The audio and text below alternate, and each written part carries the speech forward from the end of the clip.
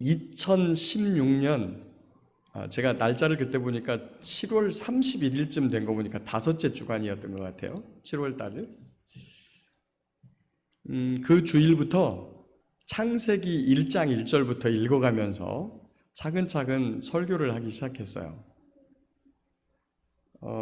이번 주하고 다음 주까지 가면 말라기가 끝나요. 정확하게 만 4년이 걸렸습니다. 구약성경의 이야기를 훑어내려오는데, 물론 다 한 건 아니에요. 시가서를 아직 못했고 역사 흐름표를 따라서 그렇게까지 온 것만 만 4년이 걸렸습니다. 참 감사한 일입니다. 저희가 지금까지 읽어본 창세기부터 말라기까지의 전체의 성경 이야기는 뭐냐면, 하나님께서 주권적으로 우리를 구원하시는 그 구원 역사를 이끌고 계시고, 그렇게 사람을 구원하시는 하나님의 은혜는 사랑에서 기인한다라고 하는 하나님의 사랑에 대한 이야기를 계속적으로 하고 있습니다. 아담이 죄를 졌죠. 오늘 우리 장로님께서도 기도에 나왔는데, 아담이 지은 원죄, 그때부터 시작됐지만 그럼에도 불구하고 아담이 죄를 짓고 죽어야 되는 그 상황 속에서도 하나님은 아담을 저주하지 않고 오히려 인간을 죄 짓게 범죄하게 만든 뱀, 사탄을 그 자리에서 저주하고, 오히려 죄를 지은 아담은 사랑으로 품어주시고 용서하시는 그런 이야기로부터 성경이 시작되는데, 그 이야기가 계속해서 가면 노아 홍수 시대, 그 다음에 또 족장 시대, 그 다음에 출애굽 모세 그 시대, 뒤를 이어서 사사 시대, 왕정 시대, 포로 시대까지 하나님께서는 항상 이 변함없는 사랑으로 우리를 지켜주시고 구원을 베푸신다라고 하는 것들을 우리가 성경을 읽으면서 또 강론을 들으면서 알 수 있었지요. 지난주에 우리가 살펴보았던 그 느헤미야, 지난주까지 살펴보았던 느헤미야가 구약성경의 마지막 역사서예요. 그리고 오늘부터 살펴볼 이 말라기는 구약성경의 마지막 선지서입니다. 이 구약성경의 이 말라기서는 구약성경의 결론이에요. 결론. 그리고 이 결론을 어디로 이어가지고 가냐면 신약성경과 이어주는 그런 역할을 하고 있어요. 이 말라기 선지자가 누구냐라고 하는 것에 대해서는 사실은 답이 없어요. 왜냐하면 어느 시대에 활동했었는지, 아니면 도대체 자기의 신분, 아버지가 누군지 이런 부분에 대해서 전혀 밝히고 있지 않습니다. 그럼에도 불구하고 이 성경을 역사서 끝인 느헤미야 뒤에다가 읽는 이유가 있는데, 그것은 느헤미야, 지난주에 저희가 맨 마지막 장 13장을 살펴봤죠. 느헤미야가 총독을 마치고 1년 동안 페르시아 갔다가 다시 돌아왔는데, 그동안에 에스라하고 느헤미야가 한 20년이 넘게 이스라엘 백성들을 가르치고, 그 다음에 권면하고, 말 안 들으면 머리를 쥐어뜯고 막 이런 고생들을 해가지고 하나님 나라를 세워놨는데, 느헤미야가 페르시아 1년 갔다 오니까 원위치 돼 있더라는 거예요. 원위치. 근데 거기에서 느헤미야 13장에서 다루고 있는 죄가 몇 가지가 있는데, 첫 번째는 제사장 직분을 가볍게 여긴 자들에 대한 죄, 그 다음에 레위 사람의 직분을 가볍게 여긴 죄, 그 다음에 또 여러 가지 죄들을 언급하고 있는데, 11조, 봉헌물 이런 부분에 대해서, 그런 부분에 대해서 죄를 지적하고 있는데, 말라기가 느헤미야서 맨 마지막 부분과 똑같으라는 거죠. 제사장들의 타락, 레위인들의 타락, 11조를 하지 않는 백성들, 거짓으로 치우친 백성들, 이런 부분들이 이 느헤미야 13장의 내용과 똑같은 모습을 하고 있어서 이 말라기를 여기에다 갖다 붙였어요. 물론 또 구약을 전하고 있는 고대 우리 선조들의 전승도 말라기 선지자의 이야기가 느헤미야 시대의 그런 이야기다라고 그렇게 가르쳐주고 있습니다. 그래서 여기에 구약 성경의 맨 마지막 부분에 이 말라기가 위치해 있는 것이죠. 지금까지 살펴본 모든 성경이 그랬듯이 말라기의 중심 주제도 하나님의 사랑이에요. 우리 1장 2절을 앞에 화면을 보면서 같이 한번 읽어보겠습니다. 시작. 내가 너희를 사랑하였노라. 아멘. 이 말씀은 구약시대 구약성경 전체를 요약해주는 한마디예요. 하나님의 마음을 우리에게 잘 전해주고 있죠. 과거에도 현재에도 미래에도 사랑했고 사랑하고 있고 사랑할 것이라는 하나님의 사랑의 지속성을 의미하는 말씀입니다. 이 말씀이 구약성경 전체를 요약한 말씀이라면 신약성경 전체를 요약하는 말씀도 한마디 있죠. 우리가 잘 알고 있는 말씀인데 앞에 화면 보고 같이 한번 읽어보겠습니다. 시작.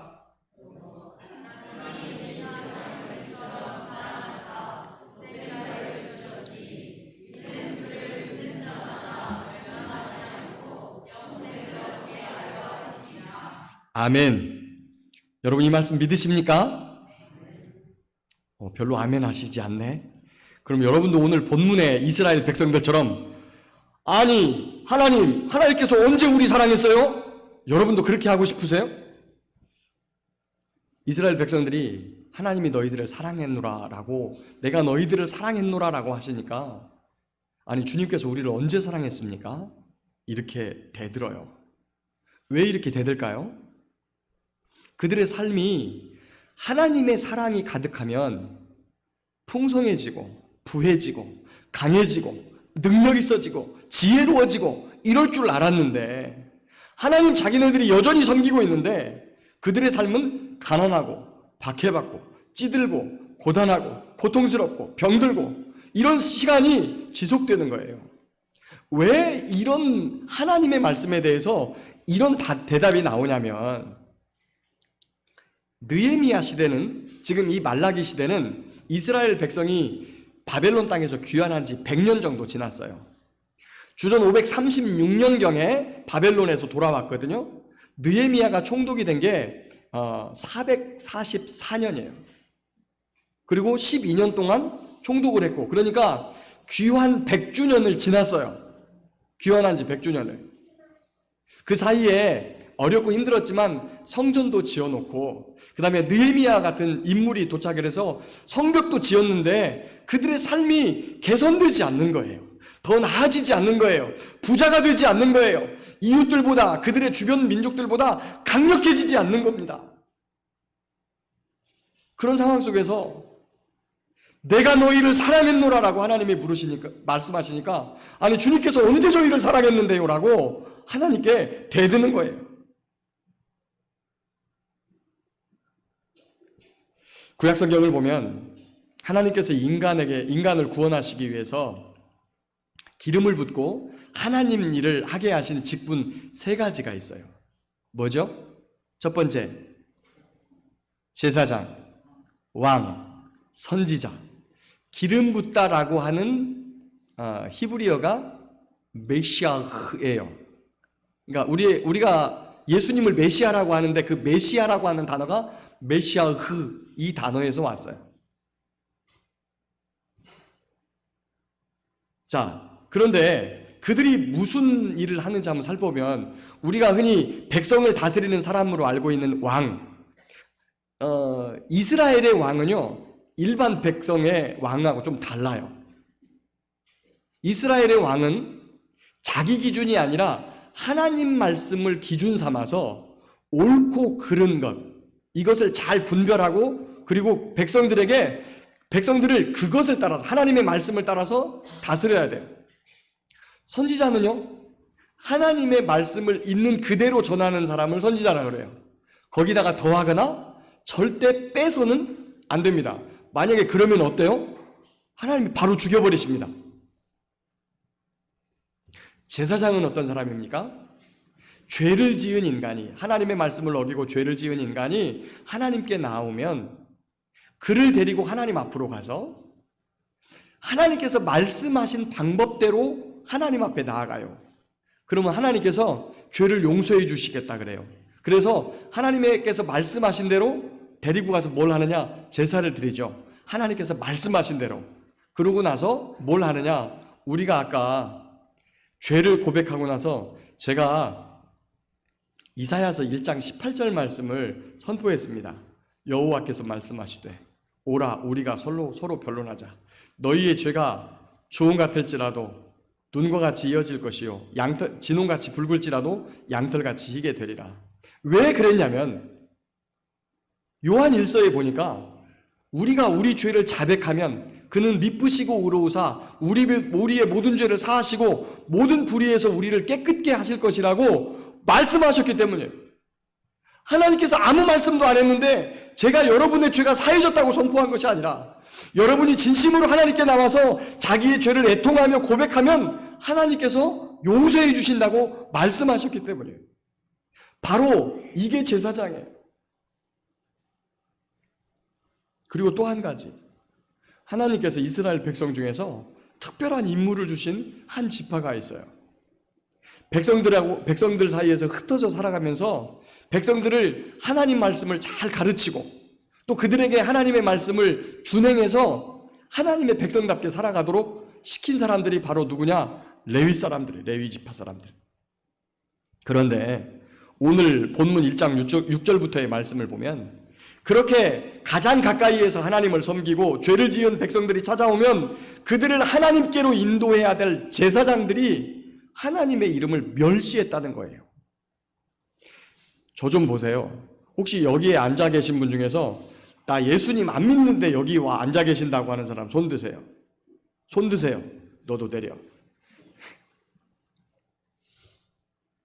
여러분, 교회에서 예배하는 성도들에게 예수 안 믿는 사람 나와 보세요. 누가 나오겠습니까? 안 믿으면 이 귀중한 시간에 뭐 하려고 여기 나와 있겠어요? 예수님 믿으니까 나오지. 하물며 날마다 성전에 나아가서 하나님께 제사를 드리고 죄인들을 이끌고 주님 앞에 하나님께 나아가는 제사장들에게 이 여호와의 이름을 멸시하는 이 제사장들아라고 말하면 여러분 그들이 얼마나 당황하겠습니까? 그러니까 주저함도 없이 하나님 어떻게 우리가 주의 이름을 멸시했습니까? 라고 즉각적인 대답을 했던 거예요. 그런 그들을 향해서 하나님께서 오늘 본문에 무엇라고 대답하십니까? 너희가 훔친 더러운 떡을 나의 제단에 드리고도 눈먼 희생 제물을 드리고도 다리 쩔뚝쩔뚝거리는 것들을 드리고도 병든 것을 비루먹은 것을 가져오면서도 그렇게 그것 가져오는 것만 끝이 아니라 이걸 꼭 해야 돼? 하나님이 뭐 이거 받아 이렇게 하면 얼마나 이 번거롭고 번패스러운가 하고 코웃음치고 있구나. 그래서 하나님께서 뭐라고 소리 지릅니까? 너희가 내 제단에 헛되이 불사르지 못하도록 너희 중에 누군가가 가서 성전문을 꽉 나고 닫을 사람이 있으면 좋겠다. 여러분, 성전은 문이 없는 거 아세요?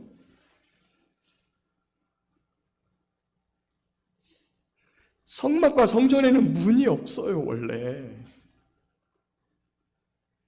저런 문이 있는 게 아니라 휘장으로 그냥 가려만 놨어요. 가려만. 문을 열고 들어가는 게 아니라 휘장을 지나서 그냥 오면 돼요. 문이 없어요. 문이 성전에는. 근데 문을 꽝 하고 아무도 못 들어오게 닫았으면 좋겠다.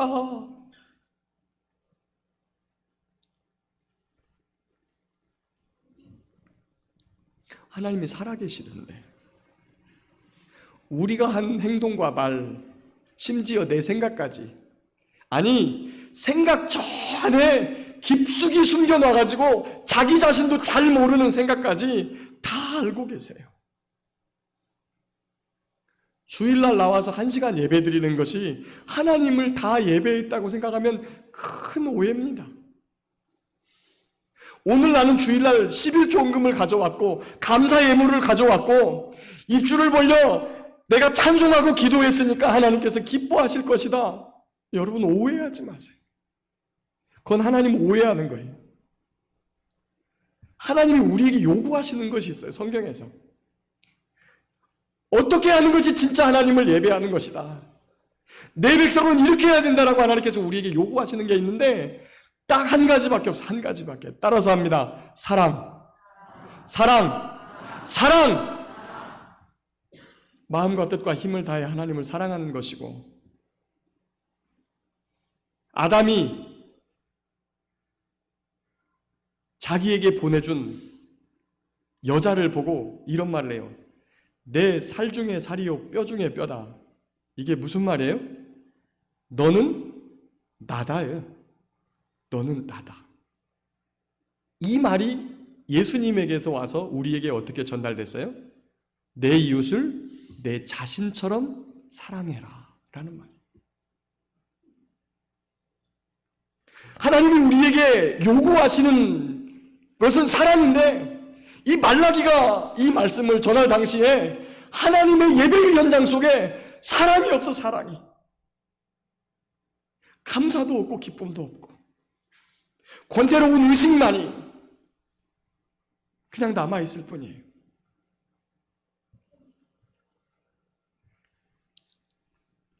이스라엘 백성들이 무슨 일을 하고 있었습니까? 대부분의 많은 사람들이 목축업을 많이 하고 있었어요. 그렇기 때문에 그들이 기르고 있는 수백 마리의 양 가운데 정말 좋은 것을 골라서, 흠이 없는 것을 골라서, 살진 것을 골라서, 순양을 골라서 하나님께 드려야 되는데, 가서 보니까 새끼 양 한 마리 드리는 것이 아까워서 병든 것, 다리 저는 것 골라와서, 못쓰게 생긴 것, 사람들한테 팔면 가만 나가는 것들 골라와가지고 제사 드리는데 처분하는 거예요. 그들이 제사를 드릴 때 어떤 마음으로 드려야 합니까? 그들은 자기의 양을 끌고 가서 성전 앞에 가서, 제사장 앞에 가서 어떻게 합니까? 그 양 위에 손을 얹고 안수합니다. 그 안수를 통해서 뭐가 전가되는 거죠? 자기가 죄고 짓고 지은 죄가 양에게로 가는 거예요. 그리고 놀랍게도 죄가 가득해 있는 그 양의 목을 따서 죽이는 걸 누가 해요? 죄 지은 자기가 하는 거예요. 자기가. 그 과정을 통해서 하나님께서 무엇을 우리에게 요구합니까? 너 죽어야 되는데, 너 저렇게 죽어야 되는데 양이 대신 죽으니까 너 다시는 죄 짓지 마라. 이런 마음을 가지고 하나님 앞에 가기를 요구하시는 거예요. 그리고 내가 너를 사랑하니까 너 다시는 죄 짓지 말고 나랑 함께 살자라고 하나님께서 우리에게 요청하시는 거예요.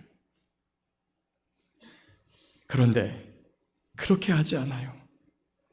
하나님의 제사를 멸시하는 그들을 향해서 하나님이 2장 2절 말씀을 선포하십니다. 성경을 보시거나 앞에 화면을 보고서 같이 읽겠습니다. 시작.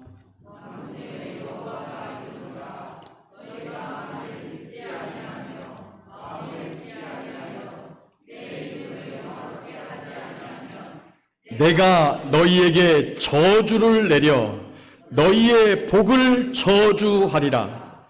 내가 이미 저주하였나니 이는 너희가 그것을 마음에 두지 아니하였음이라.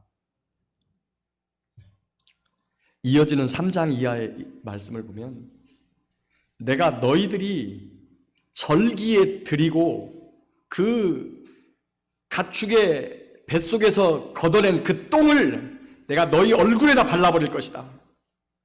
그리고 그것과 함께 제하여 버림을 당할 것이다.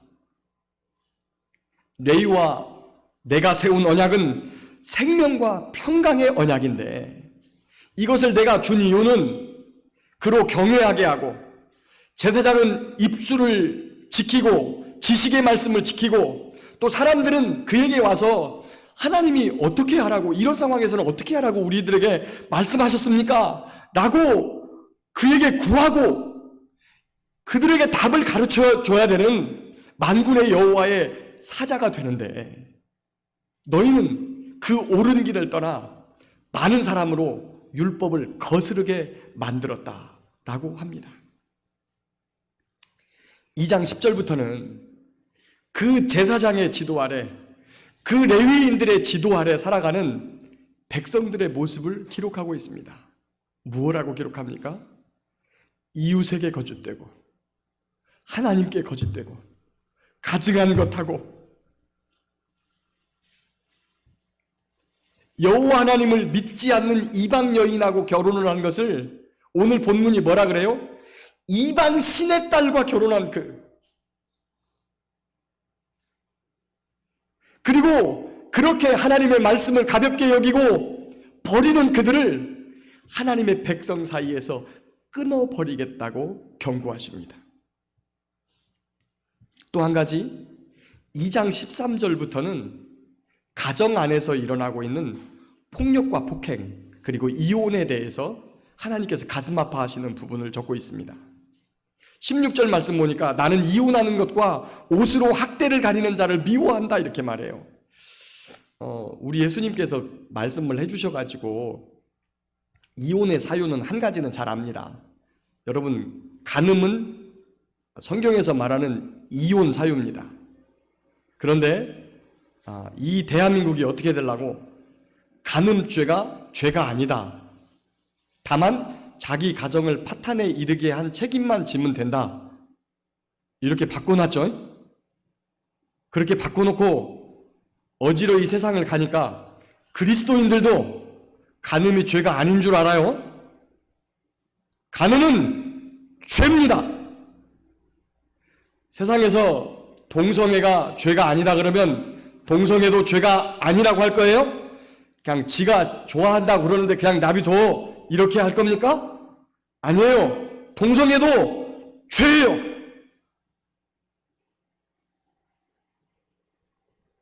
그런데 한 가지 더 이야기하고 있어요. 이렇게 하면 이혼해 라고 하는 말씀은 없는데 오늘 보니까 가정 안에서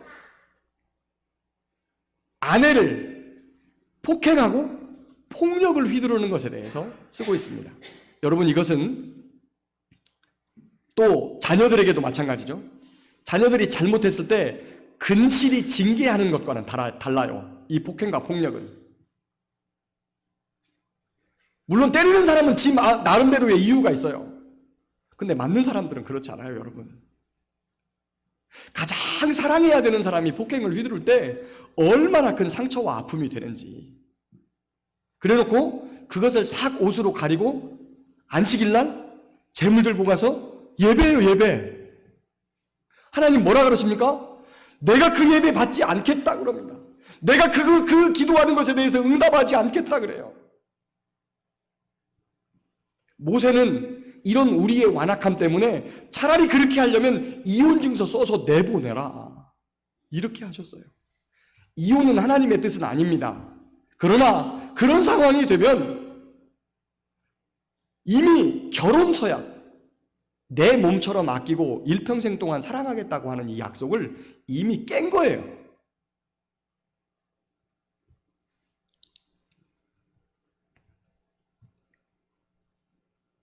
많은 사람들이 신명기 28장의 말씀을 참 좋아합니다. 신명기 28장. 신명기 28장은 어떻게 시작됩니까?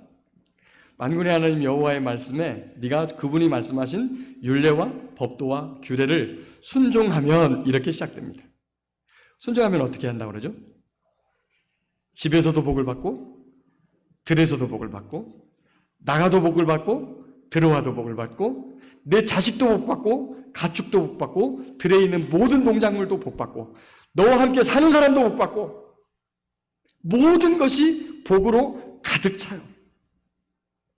그래서 그 말씀을 너무 좋아해요. 그런데 그 말씀 서두에 어떤 전제가 붙어 있어요? 어떨 때 복을 줘요? 주의 말씀을 순종할 때 복을 줘요. 그런데 그 복의 말씀과 이어지는 말씀이 있어요. 놀랍게 복의 말씀보다 한 3배 정도 됩니다. 3배 정도. 무슨 말씀이냐? 너 불순종하면 나가도 저주, 들어가도 저주, 성에 가도 저주, 그 다음에 여기 가도 저주, 네 자식도 저주, 짐승도 저주, 가축도 저주, 네 들판에 있는 곡식들도 저주, 네가 살고 있는 공동체도 저주. 저주와 혼란과 책망을 내리셔서 완전히 망하게 하시겠다고 하는 말씀이에요. 하나님과 맺은 언약을 깨뜨리고 말씀에 순종하지 않으면 주신 복이 저주가 되겠다고 경고하셨고, 그 말씀대로 오늘 아까 여러분이 읽은 이 2장 말씀 보면 신명기 28장의 말씀 그대로 네가 받은 복 내가 저주가 되게 할 거야 라고 하나님께서 말씀하시는 거예요.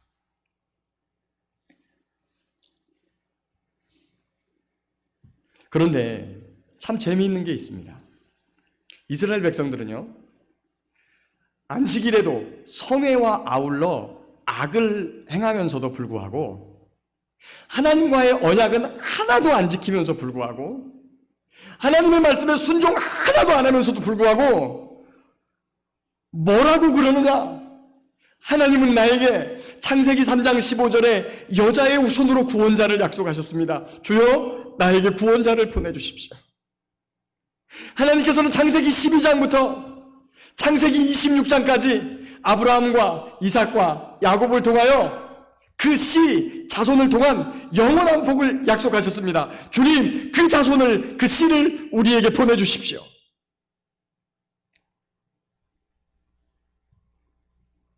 그런데 놀랍게도 하나님께서 그것에 대해서 응답하십니다. 3장 1절 말씀 같이 읽어볼까요? 3장 1절 말씀 시작.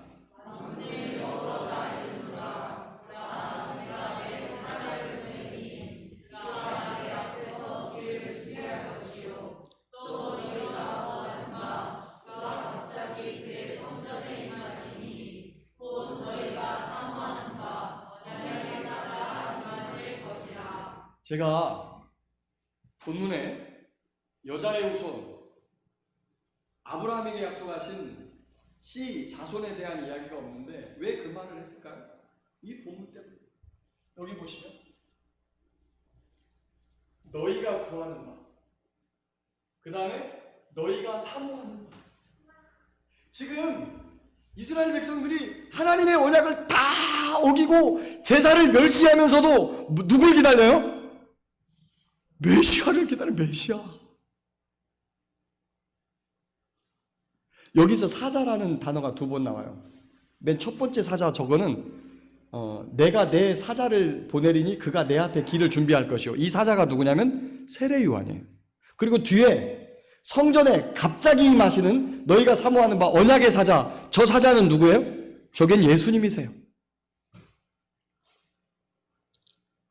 그런데 그 예수님을 언약의 사자라고 표현하고 있어요. 언약의 사자. 이런 표현은 성경에 잘 안 나오는 표현이에요.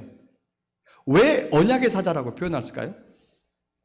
하나님과의 언약은 빤빤히 어기면서 자기네게 좋은 것만, 좋은 언약만 기억하고 있는 그들을 향해서 그래? 내가 언약의 사자를 그러면 보낼게. 근데 그 언약의 사자가 너 좋아하는 것만 성취해주는 언약의 사자가 아니라는 걸 알아야 돼. 내가 저주의 언약도 했는데 그 언약도 이룰 사자야 라고 지금 우리에게 말씀하시는 거예요. 하나님의 심정이 어땠을까요? 너희는 못 쓸 것, 병든 것 나에게 주면서 너희 뒤에 용서받기고 구원받기를 바랄? 나는 세상에서 내가 가장 귀하게 여기는 것, 세상의 모든 것을 주고도 바꿀 수 없는 내 독생자, 그를 너희 죄를 위해서 내가 대신 줄 테니까, 그리고 내 죄를 용서해 줄 테니까 내가 그를 보내겠다. 요한복음에 딱 오면 그분을 세상에 딱 드러내시면서 요한을 통해서 무엇라고 선포하십니까? 보라, 세상 죄를 지고 가는 하나님의 어린 양이로다. 어린 양새끼 하나 아까워서 못 드리고 발발발발 떨면서 병든 것, 눈먼 것, 저는 것, 비루 먹은 것 바치는 그들을 향해서 가장 귀한 하나님의 독생자, 하나님의 어린 양을 우리에게 주면서 이게 너희에게 주는 내 어린 양이야 라고 지금 우리에게 하나님 말씀하시는 거예요. 말씀을 맺겠습니다. 사랑하는 성도 여러분, 히브리서 2장에서 우리에게 이렇게 경고하시는 말씀이 있어요. 천사들을 통하여 하신 말씀이 견고하게 되어 모든 범죄함과 순종하지 아니함이 공정한 보응을 받았거든 우리가 이같이 큰 구원을 등한히 여기면 어찌 그 보응을 피하리요. 하나님은 저와 여러분을 정말 사랑하세요. 근데 하나님을 믿는다고 말하고 하나님을 사랑한다고 말하면서도 여전히 우리는 언약을 지키지 않고 하나님의 말씀에 불순종해요. 그대로 놔두면 우리는 영원히 죽어요. 영원히 지옥에. 그런 우리를 사랑하셔서 우리를 향해 경고하고 계세요. 너 그러다 죽는다. 너 그러다 저주받는다. 오늘 말라기 1장 1절에 보면 1장 1절에 뭐라고 말씀하십니까? 여호와께서 말라기를 통하여 이스라엘에게 말씀하신 경고라, 경고. 저주의 경고. 이것은 우리를 저주하시는 경고가 아니라 우리를 사랑하셔서 지금 그렇게 살면 망하니까 주님께 다시 돌아가야 된다고 하는 하나님의 사랑의 경고임을 믿습니다. 아직도 하나님께서는 우리에게 약속하고 계십니다. 우리에게 남아있는 약속이 아직 있습니다. 그것은 예수님을 믿고 예수님을 따라가면 구원을 얻고 영생을 얻고 하나님의 나라에 다다른다는 약속이 아직 우리에게 있습니다. 그 언약이 있습니다. 그리고 그 언약을 따라가지 않으면 반드시 불심판을 당한다고 하는 영원한 지옥의 경고도 있습니다. 그 경고가 우리를 죄에서부터 구원하시려는 하나님의 사랑임을 깨닫고 오늘도 그 주님을 마음과 뜻과 힘을 다해 사랑하여 언약을 지키고 믿음 안에서 살아가는 저와 여러분들 되시기를 예수님의 이름으로 축복합니다.